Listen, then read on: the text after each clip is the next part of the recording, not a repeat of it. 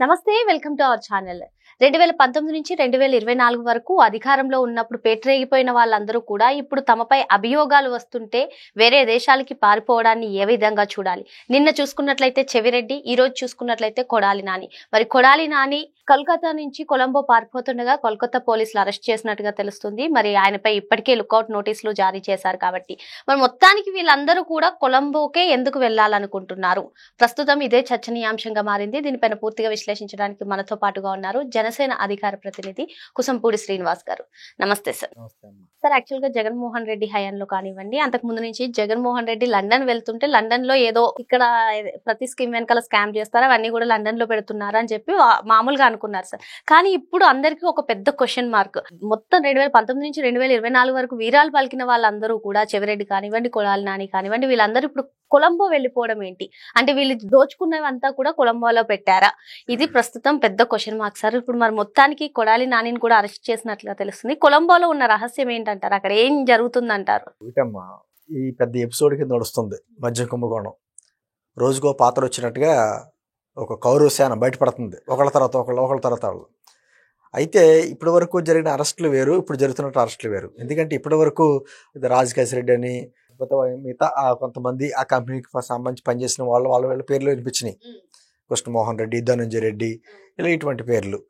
ఆ మిథున్ రెడ్డి గారు లాంటి వాళ్ళు ఈ రాజకీయ నాయకుల మీద ఆరోపణలు వచ్చినాయి, కానీ వాళ్ళ మీద ఎక్కడ అరెస్టులు జరగల. మొట్టమొదటి రాజకీయ నాయకుడు అరెస్టు మద్య కుంభకోణంలో చెవిరెడ్డి భాస్కర్ రెడ్డి, అతని మీద, అదేవిధంగా కొడాలి నాని మీద వేరే కేసుల్లో మొత్తానికి ఏదైతే లుకౌట్ నోటీసులు ఉన్నాయి.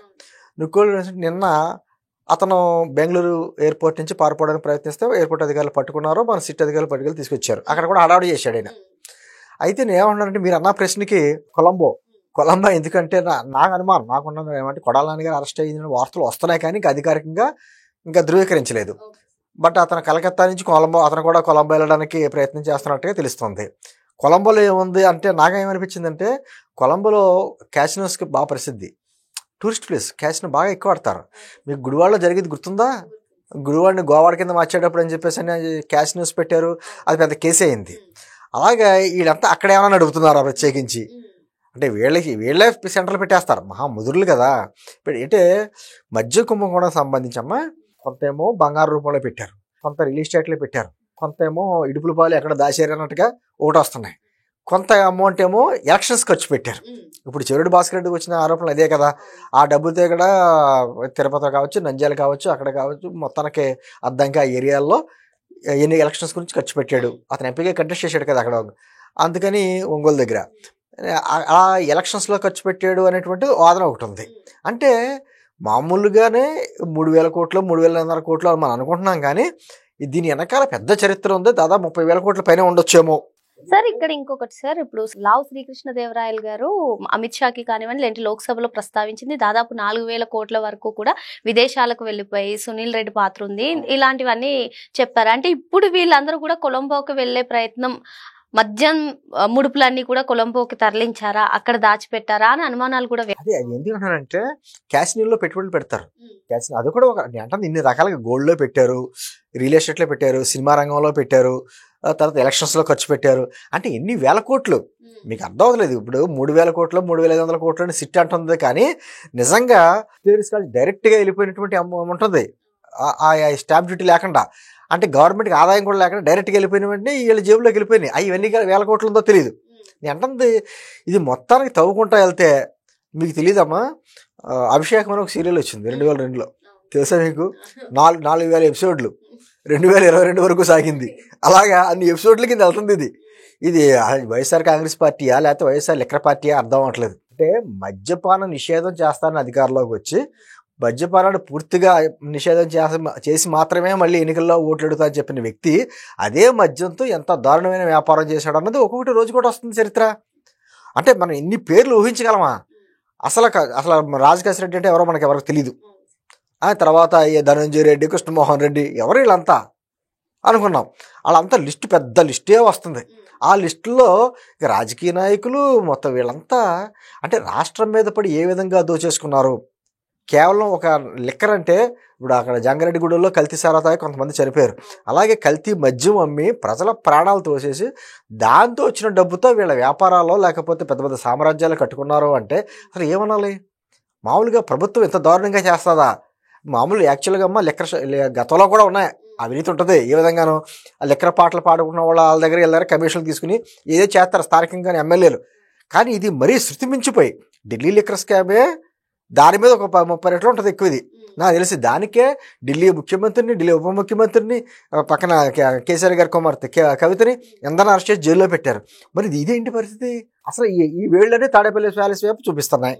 ఖచ్చితంగా అక్కడ దాకా అంటే సార్ ఇక్కడ ఇంకో క్వశ్చన్ కూడా రేజ్ అవుతుంది సార్. రేపో మాపో తాడేపల్లి గేట్లు తడతారు ఈ లిక్కర్ స్కామ్ లో అని చెప్పి మనకి చాలా రోజుల నుంచి వార్తలు వస్తున్న నేపథ్యంలో వీళ్ళందరినీ అడ్డు పెట్టుకుని కూడా ఈ లిక్కర్ స్కామ్ ని డైవర్ట్ చేస్తున్నాడు జగన్మోహన్ రెడ్డి అంటూ వార్తలు వస్తున్నాయి. ఖచ్చితంగా. ఎందుకంటే అమ్మా అతని మీద ఉన్న గతంలో ఉన్న కేసులు దాదాపు 12 సంవత్సరాలు బట్టి అతను బెయిల్ మీద ఉన్నాడు. ఆ కేసులన్నింటికి మీద పెద్ద తలపోటు. ఎందుకంటే ఛార్జ్ షీట్లు వేయాలి, రకరకాల డిశ్చార్జ్ పిటిషన్స్ వేయాలి, అవన్నిటి మీద తలపోట్లు ఉన్నాయి. అంతా ఈ చరిత్ర అంతా చదివి తీర్పు వచ్చే టైంకేమో జడ్జీలు ఏమో ట్రాన్స్ఫర్లు అయిపోతారు. కొంతమంది ఏమో నా బెంచ్ కాదంటాడు ఆయన. ఆ విధంగా తప్పించుకుంటాడు. కానీ ఇది జరిగి 2019-24 మధ్య జరిగినటువంటి దోపిడీ ఏదైతే ఉందో ఆ దోపిడీలో అనేక చూసుకుంటాం మనం. మద్యం అంటాం, లేకపోతేనేమో ఇసుక అంటాం, రకరకాల దోపిడీ చేశారు. అన్నిటికంటే అతిపెద్దది మద్యం లిక్కర్ స్కామ్లో మాత్రం జగన్మోహన్ రెడ్డి దొరక్క మాండం. ఖచ్చితంగా అతను వీళ్ళనే టైప్ చూపిస్తున్నాయి. ఎందుకంటే వీళ్ళందరికీ అతను పాత్రదారులు అవ్వచ్చు, సూత్రధారు అతనే అనేటువంటిది ఆరోపణలు ఖచ్చితంగా ఉన్నాయి. అంటే సిట్టు వేగవంతంగా విచారణ చేస్తుంది. కూటమి ప్రభుత్వం ఎక్కడ కూడా కక్ష దుర్నిచర్యలు లేకుండా సక్రమంగా సిట్టుకి అధికారం ఇచ్చింది. ఒకళ్ళని ఏ విధంగా ఏరివేయాలో సిట్టు అధికారులు చూసుకుంటున్నారు. అక్కడ ఆల్రెడీ వాంగ్మూలం ఇచ్చినటువంటి వాళ్ళు ఉన్నారు, జైల్లో ఉన్నవాళ్ళు. వాళ్ళ దగ్గర తీసుకున్నటువంటి పేర్ల ద్వారానే వీళ్ళు వెళ్తారు. పలానా వాళ్ళు చెప్తే మేము చేసాం, పలానా మేము డబ్బులు పలానా చోట అందించాం అని చెప్తారు కదా లోపల ఉన్న వాళ్ళు. దాని ఆధారంగానే సిట్టు దర్యాప్తు చేస్తుంది. ఈ రోజున చెవిరెడ్డి భాస్కర్ రెడ్డి ఏదో ఇంత పెద్ద బొట్టు పెట్టుకుని భక్తుల్లో కబుర్లు చెప్తాడు. ఈ రోజు కదమ్మా చెవిరెడ్డి భాస్కర్ రెడ్డి అండ్ ఆ ఫ్యామిలీ చేసినటువంటి అరాచకాలు ఎప్పటి నుంచి 2014-15 ఆ గవర్నమెంట్లో ఉన్నప్పుడు కూడా, కోట ప్రభుత్వం అప్పుడున్నప్పుడు కూడా ఎలక్షన్స్లో నెగ్గడానికి అప్పుడు వెలుగు సిబ్బంది ఉంటారు కదా, వాళ్ళకి తన భార్య అకౌంట్ నుంచి వాళ్ళకి అకౌంట్ డబ్బులు వేయించాడు. ఆ కార్యక్రమం చేశాడు. తర్వాత తొడా చైర్మన్ కింద అనేక ఆరోపణలు ఉన్నాయి. వాళ్ళ కొడుకు సంబంధించిన కంపెనీ ఉంది, ఆ కంపెనీకి డైవర్ట్ చేశారు అమౌంట్స్ అన్నిని. ఇవన్నీ ఎదుర్కొంటున్నారు. ఆఖరికి మనం ఎలక్షన్స్లో చూసాం పులవర్తి నాన్నగారి మీద ఏ విధంగా హత్యాయత్నం చేయబోయారు. అతను కానీ అతని కొడుకు కానీ ఎంత దారుణాలు చేయాలో అన్ని దారుణాలు చేయాలో. అందులోని జగన్మోహన్ రెడ్డికి అత్యంత సన్నిహితుడు.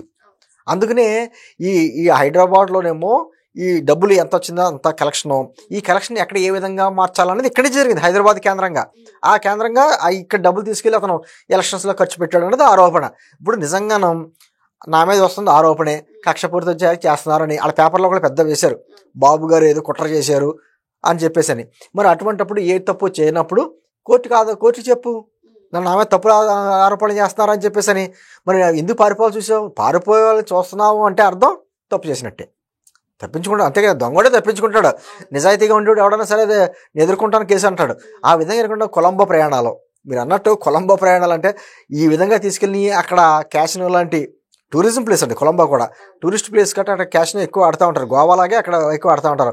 అక్కడ ఏమన్నా రియలైజ్ సెంటర్స్, స్పెషల్ సెంటర్లు పెడతారు. దాని ఏమంటారో వైఎస్ఆర్ కాంగ్రెస్ పార్టీ క్యాసినో అని, అంటే వైఎస్ఆర్ సిపి అంటే వైఎస్ఆర్ క్యాసినో పార్టీ. ఆ విధంగా అక్కడైనా సెంటర్లు పెట్టి అక్కడ డబ్బులు మార్పిడి చేస్తున్నారో అంటే ఎన్ని రకాలుగా మద్యం దాని మీద వచ్చినటువంటి సొమ్ముని ఎన్ని రకాలుగా మార్పిడి చేయాలి, అన్ని మార్పిడి చేశారు. నేను ఖచ్చితంగా ఎంత వేగవంతంగా జరుగుతుంది. ఎందుకంటే ఇంకా ఎంతోమంది వస్తున్నారు ఒకళ్ళ తర్వాత ఒకళ్ళు. మిథున్ రెడ్డి ఏమో నాకు సంబంధం లేదన్నాడు, అతనికి పాత్ర కూడా ఉందని చెప్పి బయటకు వస్తుంది. నేను ఎక్కడో ఢిల్లీలో ఉంటాను, ఎంపీని, నాకు సంబంధం ఏంటి అన్నాడు. తర్వాత వాళ్ళ తండ్రి గారి పాత్ర, ఇవన్నీ ఒకటిని కాదు, మొత్తం వైఎస్ఆర్ కాంగ్రెస్ పార్టీ చెందిన అగ్రనాయకులు అందరూ కూడా లిక్కర్ స్కామ్లో ఉన్నట్టుగా తెలుస్తుంది. ఖచ్చితంగా కూటమి ప్రభుత్వం వదలదమ్మా ఎవరిని. ఎందుకంటే గత 5 సంవత్సరాలు వీళ్ళు చేసిన అరాచకం మామూలు అరాచకం కాదు. ఇప్పుడు వాళ్ళు ఏమంటారు, అరాచకాలు చేయడం ఆ హక్కు, అరెస్ట్ చేయడం మాత్రం అక్రమం.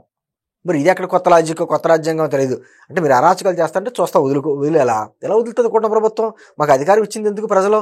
ఖచ్చితంగా అటువంటి అక్రమార్కుల మీద చర్యలు తీసుకోమని అధికారం ఇచ్చారు. కాబట్టి ఖచ్చితంగా లిక్కర్ స్కామ్లో జగన్మోహన్ రెడ్డి పీకల్లోతు మునిగిపోయాడు. త్వరలోనే ఆ తలుపులు కూడా తడతారు సిట్ అధికారులు. మరి మొత్తానికి ఎన్ని డైవర్షన్స్ చేసినా, ఎక్కడికి పారిపోదామని చూసినా లిక్కర్ స్కామ్ లో అంతిమంగా జగన్మోహన్ రెడ్డితో సహా అందరు నేతలు ఈ స్కామ్ లో ఎవరైతే ఇన్వాల్వ్ అయి ఉన్నారో వాళ్ళందరూ కూడా అరెస్ట్ కావడం ఖాయం అని చెప్పి సార్ చెప్తున్నారు. Thank you sir.